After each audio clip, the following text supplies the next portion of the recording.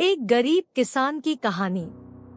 एक गांव में एक अमीर जमींदार रहता था।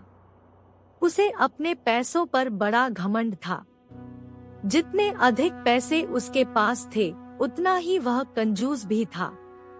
अपने खेतों में काम करने वाले किसानों से वह खूब काम करवाता, मगर पगार कौड़ी भर भी न देता।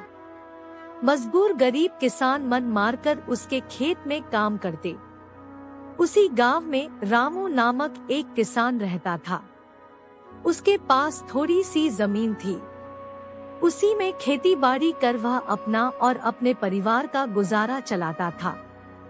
रामू बड़ा मेहनती था। वह दिन भर अपने खेत में काम करता और अपनी मेहनत के दम पर इतनी फसल प्राप्त कर लेता कि अपने परिवार के लिए 2 वक्त की रोटी जुटा सके। गांव के बाकी किसानों के पास रामू के मुकाबले अधिक जमीनें थी। वे रामू की मेहनत देखकर हैरान होते कि कैसे इतनी सी जमीन में वह इतनी फसल उगा लेता है। एक साल गांव में भयंकर सूखा पड़ा। बिना बारिश के खेत खलिहान सूखने लगे। गरीब किसानों के पास सिंचाई की कोई व्यवस्था न थी। वे सिंचाई के लिए बारिश पर ही निर्भर थे, इसलिए उनकी सारी फसल बर्बाद हो गई। रामू के साथ भी यही हुआ। अपने छोटे से खेत में वह किसी तरह अपने परिवार का पालन पोषण कर रहा था। अब उनके सामने भूखों मरने की नौबत आ गई। मजबूरी के कारण वह गांव के जमींदार के पास कर्ज मांगने गया। जमींदार कंजूस तो था। उसने सोचा कि यदि उसने रामू को पैसे दिए तो यह लौटा तो पाएगा नहीं, इसलिए इसे अपने खेत में काम पर लगा लेता हूँ। मेहनती तो ये है ही और मजबूर भी। कम पैसों में दुगुनी मेहनत करवाऊंगा। उसने रामू से कहा, देख रामू, मैं तुझे कर्ज तो दे नहीं सकता, लेकिन तेरी इतनी मदद कर सकता हूँ कि तुझे अपने खेत में काम पर रख लूँ। तुझे महीने के 1000 रुपए दे दिया करूँगा। पर मालिक दूसरे किसान तो 2000 पाते हैं। रामू बोला, करना है तो कर, वरना मेरे पास किसानों की कमी नहीं। जमींदार बोला। मजबूर रामू क्या करता, हामी भरकर घर लौट आया।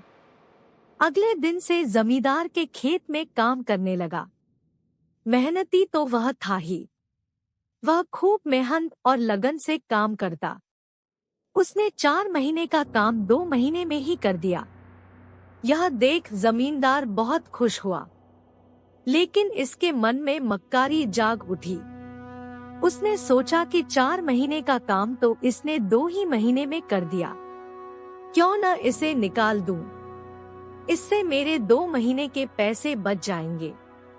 उसने रामू को बुलाया और उसके 2 महीने के पैसे देकर कहा, रामू, यह ले तेरे पैसे, कल से मत आना, अब मुझे तेरी जरूरत नहीं।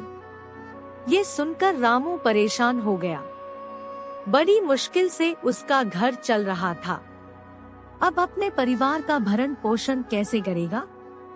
वह जमींदार के सामने गिड़गिड़ाने लगा कि उसे काम से न निकाले, लेकिन जमींदार ने उसकी एक न सुनी और उसे काम से निकाल दिया। रामू आंखों में आंसू लेकर घर लौटा। चिंता से रात भर उसे नींद नहीं आई।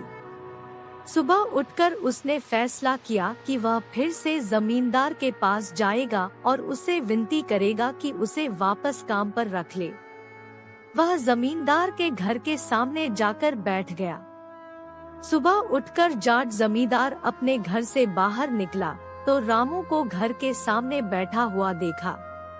उसने रामू से पूछा, क्या हुआ रामू, क्यों आया है। रामू जमींदार की पैरों पर गिर पड़ा और गिड़गिड़ाते हुए बोला, मुझ पर दया कीजिए मालिक, मुझे काम पर रख लीजिए, मेरा परिवार भूखा मर जाएगा। जमींदार ने उसकी एक न सुनी और उसे धक्के मार के वहां से निकाल दिया।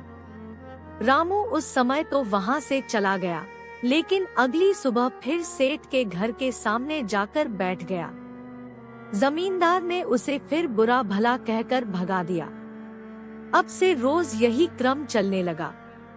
रामू रोज जमींदार के घर के सामने जाकर बैठ जाता और जमींदार उसे भगा देता।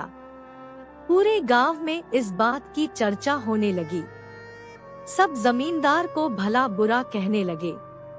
तंग आकर जमींदार ने सोचा कि क्यों ना कुछ दिन परिवार सहित दूसरे गांव चला जाऊं। मुझे घर पर ना देखकर रामू यहाँ आना बंद कर देगा। अगले दिन वह परिवार सहित दूसरे गांव अपने रिश्तेदार के घर चला गया। 10-15 दिन रिश्तेदार के घर रहने के बाद जब वह अपने घर लौटा तो मोहन को अपने घर के सामने बैठा नहीं पाया। वह मन ही मन खुश हुआ कि चलो उससे पीछा छूटा, लेकिन वह चकित भी हुआ कि आखिर रामू ने आना बंद क्यों कर दिया। उसने गांव वालों को बुलाकर पूछा तो पता चला कि रामू घायल है और अपने घर पर पड़ा हुआ है। जमींदार ने पूछा, क्या हुआ उसे? एक जमींदार ने कहा, मालिक, आज जब दूसरे गांव चले गए थे तब भी रामू आपके घर के सामने बैठा रहता था। एक दिन आपका खाली घर देखकर कुछ चोर चोरी करने के इरादे से आपके घर में घुसे, लेकिन वे रामू की नजर में आ गए। रामू अपनी जान की परवाह न कर उनसे उलझ गया और उन्हें भगा दिया। उनके बीच हुई हाथ-पाई के कारण रामू घायल हो गया। ये जानकर जमींदार को खुद पर शर्म आने लगी कि उसने रामू के साथ कितना बुरा किया, लेकिन इसके बाद भी रामू उसके घर चोरी होने से बचाने के लिए चोरों से उलझ गया। वह पछताने लगा। उसने रामू के घर जाने का फैसला किया।